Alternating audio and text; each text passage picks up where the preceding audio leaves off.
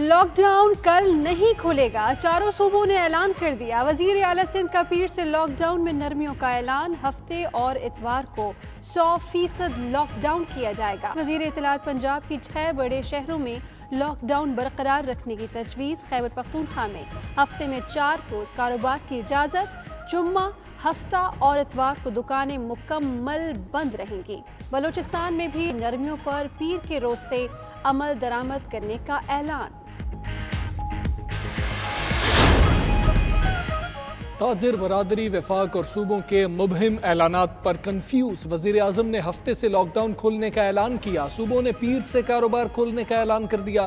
مرکزی تنظیم تاجران کراچی کے آل سٹی تاجر اتحاد اور الیکٹرانک ڈیلر ایسوسی ایشن کا مایوسی کا اعلان۔ تاجروں نے کہا کنسٹرکشن انڈسٹری کے سوا کوئی کاروبار کھولنے کا واضح اعلان نہیں ہوا۔ تاجروں کا سندھ حکومت کے اعلان پر افسوس، ایس او پیز کے ساتھ کاروبار کی اجازت کا مطالبہ۔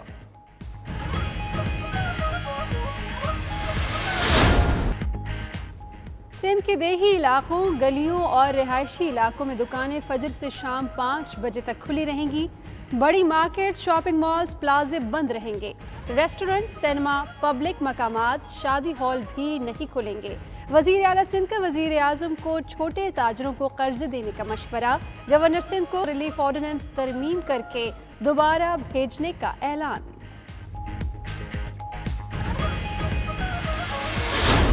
لاہور کے لیے مؤثر مینجمنٹ کی علیحدہ پالیسی مرتب کی جائے گی۔ وزیر اعلیٰ پنجاب کی زیر صدارت اجلاس، کور کمانڈر لاہور کا ہر ممکن تعاون جاری رکھنے کا عزم۔ وزیر اطلاعات فیاض الحسن چوہان کا کہنا ہے ہسپتالوں کی او پی ڈیز کھولنے کا فیصلہ کل کریں گے۔ تمام بورڈ امتحانات ملتوی کر دیے، طلباء گزشتہ سال کی کارکردگی پر پروموٹ ہوں گے۔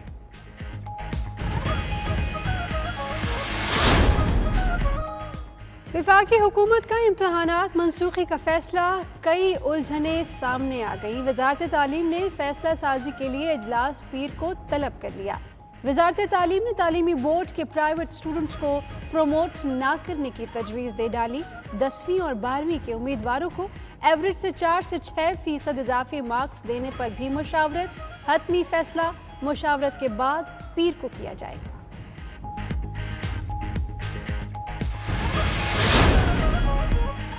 خدا کے واسطے سندھ اور وفاقی حکومت ایک پیج پر آ جاؤ۔ مصطفیٰ کمال کا کہنا ہے ساری دنیا میں سیاست ختم ہو گئی مگر ہمارے ملک میں بڑھ گئی۔ ہمارے سیاستدان انسان نہیں بنے۔ کہیں لاک ڈاؤن نہیں، سندھ میں ڈرامہ ہو رہا ہے۔ دکاندار آدھا شٹر کھول کر دکانداری کر رہے ہیں۔ چھوٹے تاجر مالدار لوگ نہیں، مڈل کلاس ہیں۔ حکومت ان کے بارے میں سوچے۔ ملک بھر میں احتیاطی تدابیر کے ساتھ نماز جمعہ کی ادائیگی۔ پنجاب، کے پی، بلوچستان اور اسلام آباد میں بزرگوں، بچوں اور بیمار افراد کو مساجد میں نہیں آنے دیا گیا۔ علماء کرام نے مختصر خطبہ دیا۔ سندھ میں دوپہر 12 سے 3 بجے تک گھروں سے نکلنے پر پابندی رہی۔ استثناء والے کاروبار بھی بند رکھے گئے۔ مساجد میں نماز جمعہ صرف 3 سے 5 افراد نے ادا کی۔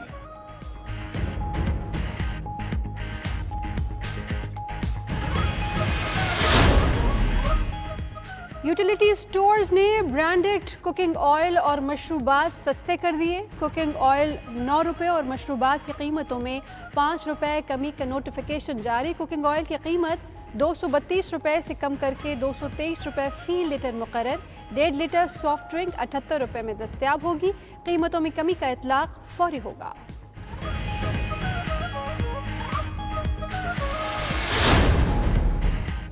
عوام کو زیادہ سے زیادہ ریلیف دیا جائے، چیک کیا جائے سبسڈی حقدار کو مل رہی ہے یا نہیں۔ وزیر اعظم کی زیر صدارت اجلاس، عمران خان نے کہا معاشی چیلنجز سے نمٹنے کے لیے سخت اقدامات کرنا ہوں گے۔ چھوٹا اور درمیانہ کاروبار اور زرعی شعبے ملازمتیں پیدا کرتے ہیں۔ پروجیکٹ صرف شروع نہیں کرنے، مکمل بھی ہونے چاہیے۔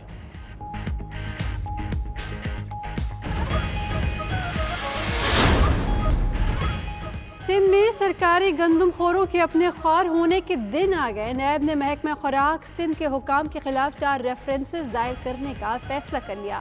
لاڑکانہ کے افسران کے خلاف 87 کروڑ کا ریفرنس دائر ہوگا۔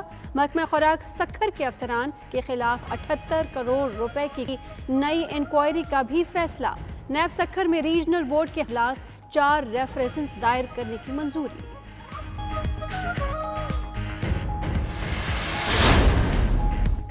सिंध के सरकारी दफातर की भर्तियों में इंतहा हो गई। सिंध पब्लिक सर्विस कमीशन से जालसाजी करके 36 अफराद की भर्ती।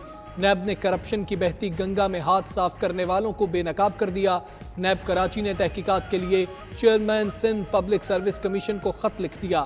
बतौर assistant commissioner, deputy food controller, excise and taxation officer भर्ती होने वालों का रिकॉर्ड तलब।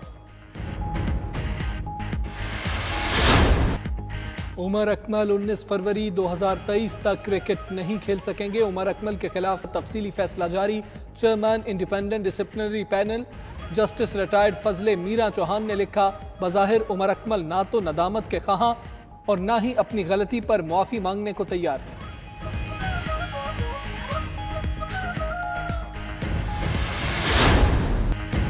पहले से ज्यादा रोशन, ज्यादा खूबसूरत और ज्यादा करीब चांद। दुनिया भर में रवा बरस के तीसरे और आखिरी सुपर मून के नज़ारे। दुबई, मिस्र, लंदन समेत मुख्तलिफ शहरों में लोगों ने चमकता चांद देखा। बहार की मुनासबत से रवा बरस के आखिरी सुपर मून को फ्लावर मून का नाम दिया गया।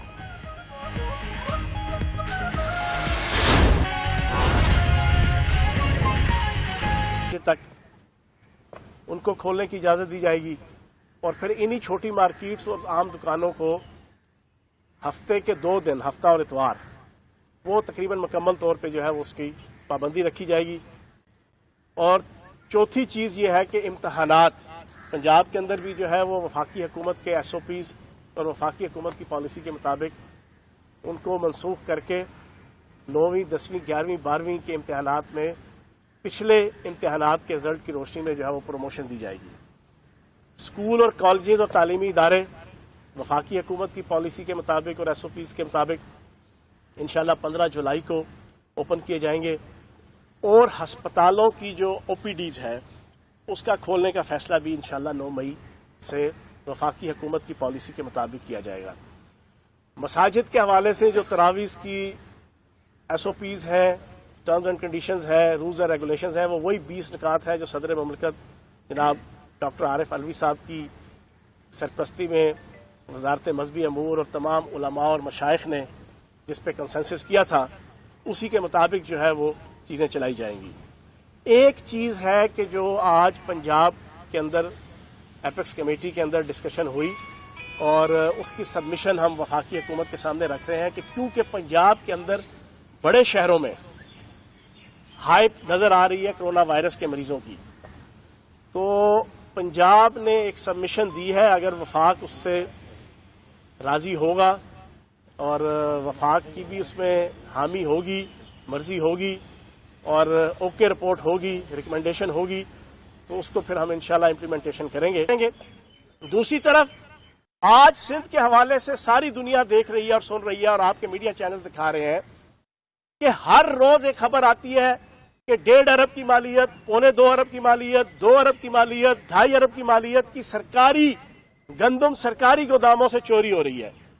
यह पुरानी प्रैक्टिस है। और फिर सिंध के अंदर यह चीज भी नजर आई कि 40 करोड़ की मालियत की गंदम है जिसको 1.5 अरब रुपया सालाना किराए के ऊपर जो है वो सिंध हुकूमत के हुक्मरानों के जो रिश्तेदार और अजीज हैं उनके गोदामों पे जनाब प्राइवेट किराए के ऊपर जो है वो रखी जाती है। इस किस्म की माल फंक्शनिंग और बैड प्रैक्टिसिंग सारी दुनिया के सामने है। और इन हालात के अंदर फिर आप कोरोना वायरस और कोविड-19 के तनाजुर में आप वफाक के ऊपर तनकीद करें तो ये तनकीद जो है वो समझ से बाहर आती है, ये अकल से भी बाहर है। और मैं ये समझता हूं कि इस वक्त 18वीं तरमीम के हवाले से भी कोरोना वायरस ने जहां पर इन 2 खानदान और 2 पार्टियों की पिछले 40 साल से सिंध और पंजाब के अंदर इक्तदार और हुकूमत का कट्टा छट्टा खोला है, वहीं पर मैं समझता हूं कि 18वीं तरमीम के हवाले से भी सारे का सारा कट्टा छट्टा खुल गया है। बात को इख्तिताम की तरफ ले जाते मैं सिर्फ इतना कहूंगा कि 2010 से लेकर आज तक मैं और आप सब दोस्त और पूरी 22 करोड़ पाकिस्तानी उनके कान पक गए। पिछले 10 सालों में आसिफ जरदारी साहब, बिलावल जरदारी साहब, रजा रबानी साहब, शीरी रहमान साहिबा, मुराद अली शाह साहब, नवाज शरीफ साहब, शहबाज शरीफ साहब, असफंदियार वली साहब, मौलवी फजल रहमान साहब, महमूद खान अचकजई साहब, वो सारी की सारी आल पाकिस्तान लूटमार एसोसिएशन जिन्होंने मिलके राधा आओ मिलके खाए आधा आधा के तहत जो है वो 18वीं तरमीम की थी, वो पिछले 10 साल से हमें ये बता रहे थे कि 18वीं तरमीम के बाद सारे के सारे मसले हल हो गए।